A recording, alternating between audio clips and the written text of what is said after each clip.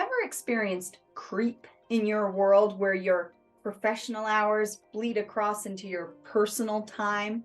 I use the air quotes because in reality, those two facets of our world have been blurring for years, long before the pandemic. But the pandemic and the subsequent trend towards remote working certainly have blurred those lines even further. And sadly, the life part of our work-life balance tends to bear the brunt.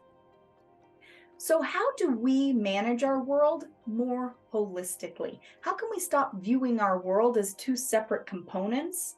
How can we assess and address the balance in a way that feels right to us?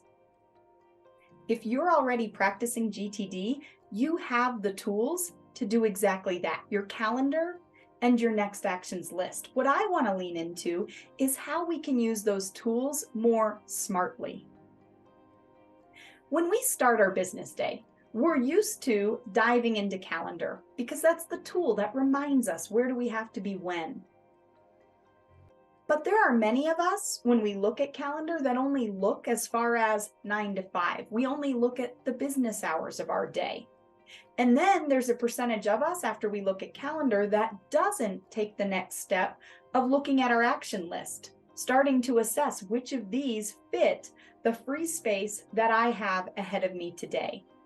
Instead, we just dive right in. And that's a little like starting a journey without having mapped your way to the destination. Sure, you'll make progress, but how far and in what direction, that's less clear. So in this world where work is at home and home suffers because we can't leave work at work, how do we use GTD to help us better address the balance? Calendar and your next actions lists. We're going to use those as tools that help us orient each morning to our day more holistically. So 4 tactical, practical ideas. How do I put that to work? Number 1, in the morning when you start with calendar, don't narrow your view to the 9 to 5, to the business hours of your day. Don't just look at what calls and meetings do I have professionally. Expand your lens. Look at the whole of your day ahead. Ask also, what scheduled plans and commitments do I have personally? Secondly, then, with that view in front of you, start to assess what free space do you have ahead in the day? Again, not just in the business hours. What free space do you have in the day as a whole? Space where you could get stuff done.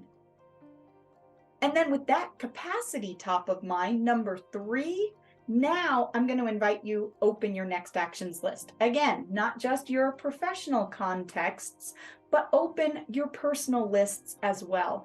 And now with that whole capacity top of mind, we can start to assess which of your personal and professional action items fit with the independent free space that you have available.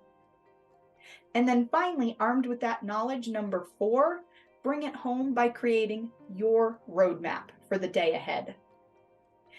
While remote working has certainly or can certainly blur the lines further in a negative way, what it also does is open opportunities for us to manage our commitments in new ways. Have a late night meeting scheduled professionally to accommodate another time zone? Let's look at what free space we have in the day where you could make a personal call or run an errand, maybe throw dinner in the crock pot. Looking to your calendar ahead tomorrow, you'd like to put the kids on the bus at 8:30, but you have to be prepped for that 9 a.m. Zoom. Let's look at our free space today and assess where does that preparation fit.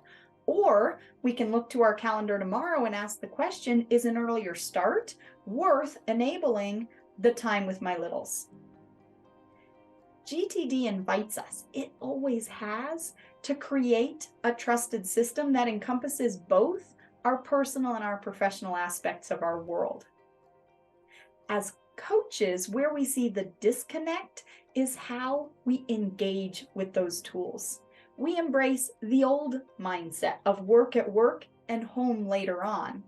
And so when we dive into our day, we orient only to the professional hours, the professional commitments. Our personal action lists Well, they remain to the side, closed, and pretty soon out of sight, out of mind. With just a few simple shifts, both in our mindset as well as our morning orientation behaviors, we can embrace this world of remote work and we can come out with a work-life balance that really feels right for us.